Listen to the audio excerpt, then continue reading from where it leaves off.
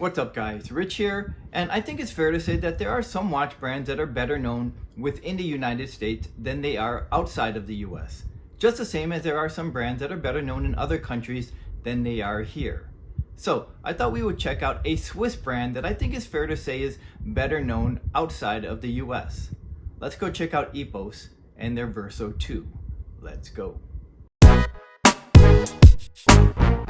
Thank you epos for sponsoring this video, and this is their 3435 Verso 2. And before we go into the details of the watch, I think it's noteworthy to appreciate the history behind epos, because as I said at the top of the video, it's probably a brand that is better known outside of the United States, but it's not a new brand. This is a fully Swiss brand. The Verso 2 is a fully Swiss made watch, and all of their watches are fully manufactured in Switzerland. But it's also a brand that has real roots. It dates back to 1925, and at that time the branding was under James Albert SA.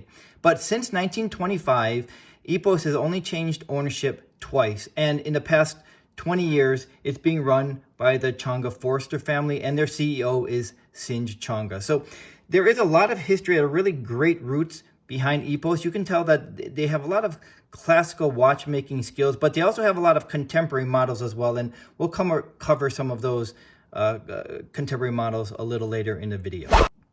So the Verso 2 is in 43.5 millimeters. It's 11 millimeters tall, and it uses a 20 millimeter bracelet or strap width.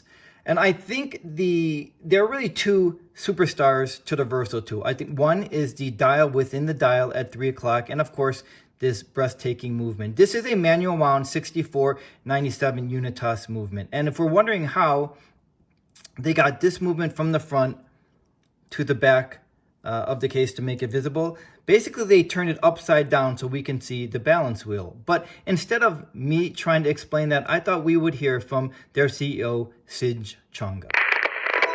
This is the epos 3435 Verso 2 watch, but it's special about this watch is that it's based on a old pocket watch movement, on a Unitas movement, and this movement has a very nice backside. So what we did is we flipped the movement around so that you can see the backside from the front now. And in order to do that, we had to take the mechanism and put it through the movement so that you can see the minute and the hour hand now in front of the watch, as it should be. In the backside, we left the small second and used that now as a pulsometer function.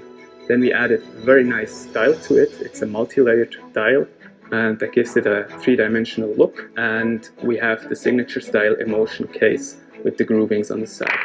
And as Sinj started to talk about, the 3D look on this dial was what I call the dial within the dial.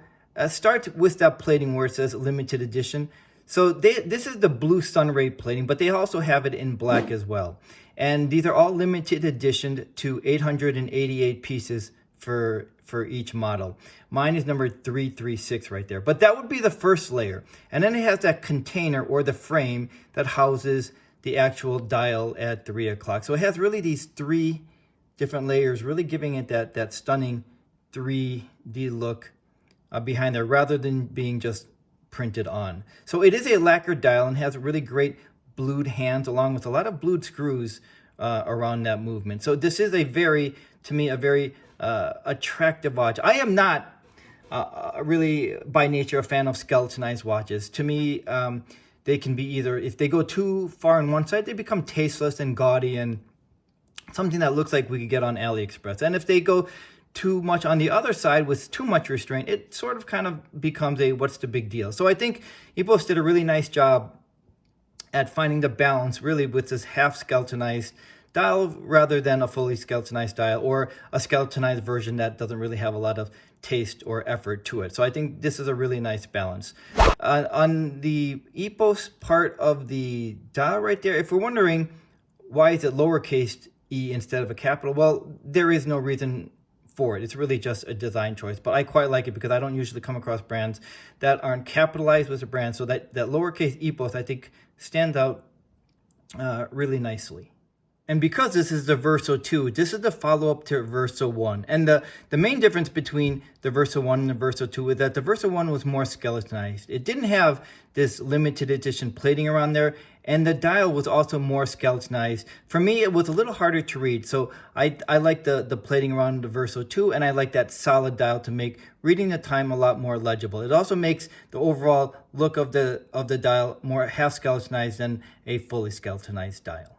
Also of note, while this is limited edition, epos doesn't stock their inventory. So these are basically made to order, and it takes them about a week or a week and a half to put this together and get this out to us, which is a time frame that it took them to make this watch for me. And like Sinch said, this is part of their Oeuvre d'Art collection, and we can see the grooves on the side of the case, which is their signature look within this collection. It is water resistant to 50 meters, so we're not going to want to take this in the pool or go swimming with this, but for everyday wear around the sink or going from our car in the rain to the office, we'll be just fine with that. I do get a little over 54 hours of power reserve, so a really stunning watch. It definitely has a premium feel in the hand. Just a really nice quality looking watch here. Great details to the watch.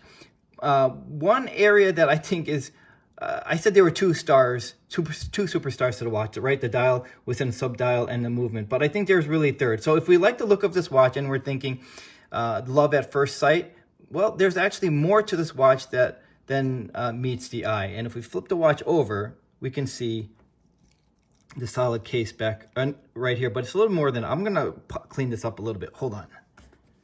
And here is the case back. And there is a seconds hand on the other side of the crown. So right there with that circle, that's the second hand. That is where we would see on the front of the case, if it was there, that would be the petite second at 9 o'clock. Instead, it's on the back because they turned the movement upside down to make room for what they call the pulsometer. And we can see the details of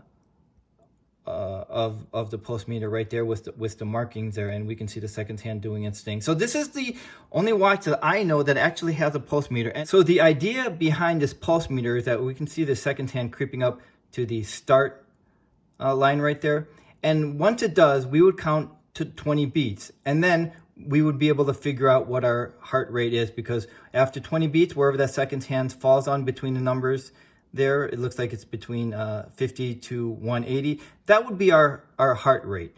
So I am not a health expert. I actually had to look this information up. So a normal resting heart rate is between 60 to 100 beats per minute. A lower heart rate at rest suggests more efficient heart function and better cardiovascular fitness. Mine is 50, so it looks like I'm in pretty decent shape. But this is the first time that I've seen a health benefit on a mechanical watch other than a smartwatch, and I actually find it very useful and something that I actually use a lot more than I thought I would. So it's quite clever, and to see that second hand there instead of the petite second hand at 9 o'clock, we can see it on the back there. So that is rather unique. That's another really cool function with the Verso 2.